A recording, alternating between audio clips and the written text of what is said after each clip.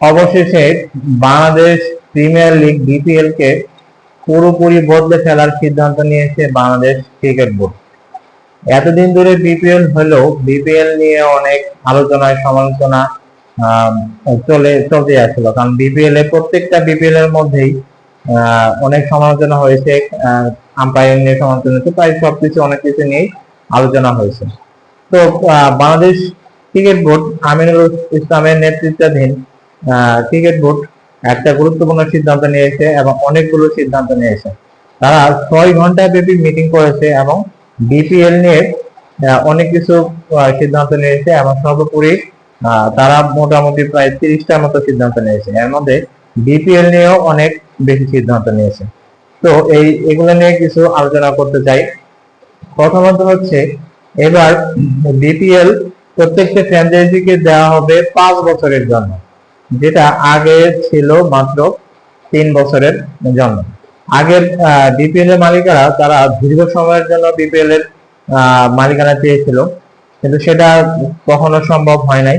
কিন্তু এবার আমিনুল ইসলাম বুলবুলের নেতৃত্বাধীন ক্রিকেট বোর্ড এই বিপিএল সুন্দর এবং ভালোভাবে পরিচালনা করার জন্য 5 বছরের জন্য মালিকানা দিতে চায়।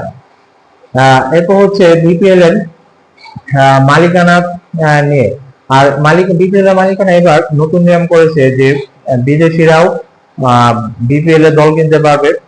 ক্রিকেট বোর্ডের নীতিমালা এবং সরকারের নীতিমালা অনুযায়ী বিদেশি কোনো কোম্পানি, বিদেশি কোনো ম্যানেজমেন্ট বিপিএল এর দল কিনতে পারবে। সেক্ষেত্রে তাদের নতুন নিয়মকরণ, সরকারের নিয়মকরণ, ক্রিকেট বোর্ডের নিয়মকরণ মেনে আসতে হবে। এর মধ্যে গত বছরই দুবাই ভিত্তিক একটা প্রতিষ্ঠান বিপিএল এর দল কিনতে চেয়েছিল। তারপর লন্ডন ভিত্তিক একটা স্পোর্টস ম্যানেজমেন্ট কোম্পানি বিপিএল এ এবার দল কিনতে চেয়েছে। সবচেয়ে আলোচিত বিষয়, আইপিএল এর শাহরুখ খানের দল কলকাতা নাইট রাইডার্সও এবার বিপিএল এর দল কিনতে আগ্রহী। কারণ শাহরুখ খান বিভিন্ন দেশে লিগের দল কিনেন, ক্যারিবিয়ান প্রিমিয়ার লিগের তিনি দল আছে, আইপিএল এ তো দল আছে, এর আইপিএল এ আরো একটি দল বিপিএল এ দল কিনতে চেয়েছিল। এরপর এখন এর মধ্যে দেশীয় কোম্পানি নোয়াখালীর একটা নামকরা ব্যবসায়ী প্রতিষ্ঠান তারা বিপিএল এর দল কিনতে চায় এবং তারা নামও প্রস্তাব করেছে নোয়াখালী রয়্যালস। এখন বিপিএল এর ভেন্যুর সংখ্যা, এবার বিপিএল এর ভেন্যুর সংখ্যা স্বাভাবিকভাবে বাড়তে পারে, কারণ বিপিএল এর নতুন ভেন্যু রাজশাহী যুক্ত হতে যাচ্ছে এবং এরপর বরিশালের মালিক মিজানুর রহমান তো দাবি করতেছেন যে বরিশালে অন্তত বিপিএল এর খেলা আয়োজন করার জন্য, এবং ক্রিকেট বোর্ড থেকে এই সিদ্ধান্ত নেওয়া হয়েছে যদি 2 মাসের মধ্যে এই বরিশালের ভেন্যুটা সংস্কার কাজ শেষ হয়ে যায় তাহলে সেখানে বরিশালও খেলা হতে পারে। এছাড়াও লন্ডনের যে প্রতিষ্ঠান তারা সিলেটের দলটি কিনতে চায়।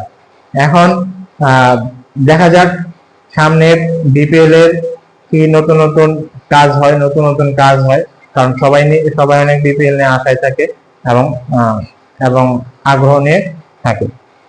ধন্যবাদ সবাইকে।